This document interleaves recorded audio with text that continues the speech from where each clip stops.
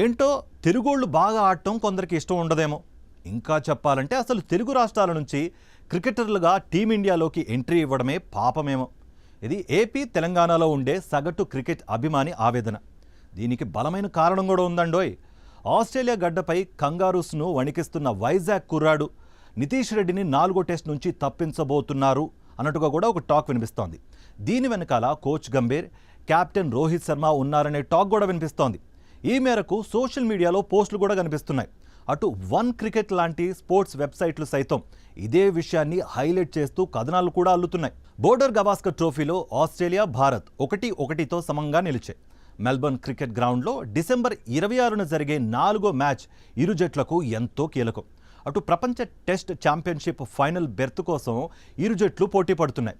ఈ 2 మ్యాచ్ల్లో ఇండియా ఏ ఒక్క మ్యాచ్ ఓడిపోయినా కూడా WTC ఫైనల్ అవకాశాలు చేజారినట్లే. అటు ఆస్ట్రేలియా కూడా ఇంచుమించు ఇదే పరిస్థితి. కానీ ఇండియా కంటే కాస్త బెటర్ పొజిషన్లో ఉంది ఆసీస్. అయితే కీలకమైన బాక్సింగ్ డే టెస్ట్ కోసం ఫామ్లో ఉన్న నితీష్ రెడ్డిని పక్కన పెట్టాలని టీమిండియా మేనేజ్మెంట్ భావిస్తుండడం తెలుగు క్రికెట్ లవర్స్ కోపానికి కారణమవుతోందట. నితీష్ రెడ్డి స్థానంలో వాషింగ్టన్ సుందర్ని ఎంపిక చేయాలని రోహిత్ గంభీర్ ఆలోచిస్తున్నారట.